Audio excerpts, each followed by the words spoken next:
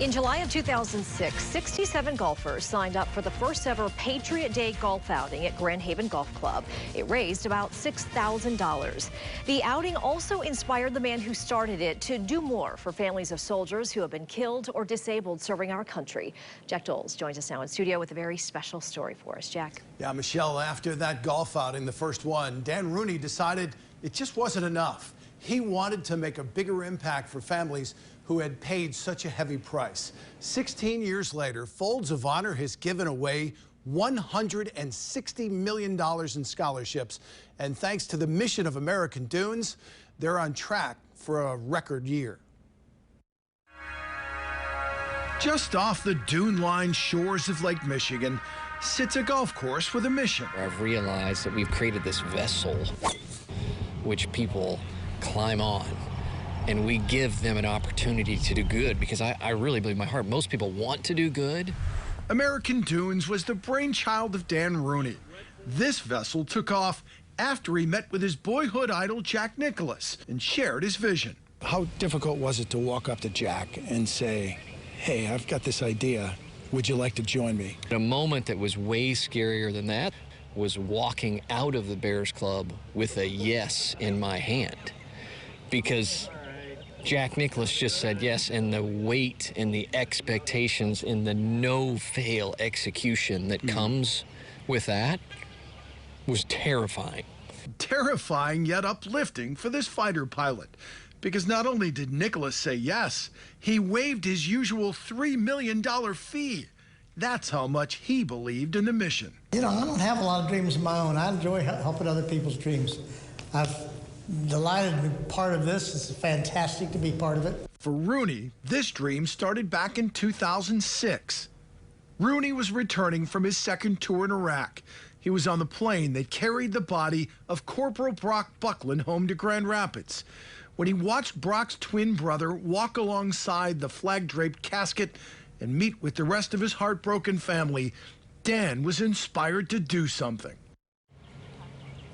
There's this, this beautiful irony in life that I've discovered, and it's the greatest drug. It's that when you reach out to help someone, you're actually the one being helped. So he reached out to Brock's father. Called me one day and talked to me about the frame, what he thought he wanted to do. The idea was to hold a golf outing and raise money to give scholarships to family members of soldiers who had been killed or wounded in the line of duty. That was the start of Folds of Honor. Let them have an education that gives them an opportunity. It doesn't assure success, but it's an enabler. It enables them to maybe accomplish whatever they're capable of. Fittingly, the first recipient of a Folds scholarship was Brock's son Jacob, an honor he cherishes. Folds isn't just a charity, it's a family. I talk to every single other recipient that I've ever met, and we're like our own therapy for each other kind of thing. No one knows more what you're going through than someone who's gone through it themselves. By this fall, Folds will have given out more than $200 million in scholarships. That's Brock. It won't bring back his son, but Buck Buckland says it does add to his legacy. Any parent that has to go to their kid's funeral is something none of us want to do, and having gone through it, I can assure you it's the worst thing I've ever been through in my life. But knowing that there's tens of thousands of kids that are going to benefit from this helps, and it's good. It's a wonderful thing. The legacy of Brock's sacrifice inspired retired CEO and Air Force veteran Dave North. He became a partner in American Dunes, and now he's putting his efforts into making the value of those scholarships even greater. $5,000, as good as that is, in today's society, with the cost of education, it's not enough. As a board member at the University of Memphis, North was able to convince the university to turn that $5,000 scholarship into full tuition. His goal is to get other public universities across the country to do the same. His pitch? Haven't these families already paid enough? And you know in your heart that all of this goes back to the many, many people in our country that, gave their lives or were disabled for our freedom. and their kids and their family are our responsibility. Before ever stepping foot on the golf course, players walk through this solemn memorial. Corporal Buckland is one of the soldiers from every branch of the military that's honored on these walls. Their boot prints grace the walkway below their plaques.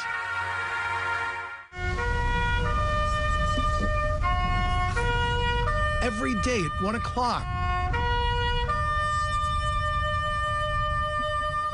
taps is played outside the clubhouse. The staff stops what it's doing and pays tribute to fallen soldiers. And quite often, you'll see veterans like 96-year-old Wallace Pearson do the same. He served in World War II. It's so much deeper here. You know, they talk about it being golf's most heroic round.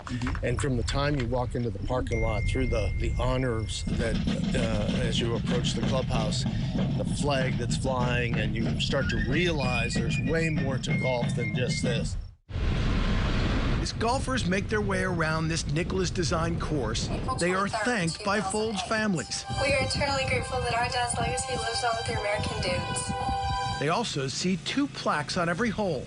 One honors a soldier, the other pays tribute to one of the 18 majors Nicklaus won during his Hall of Fame career.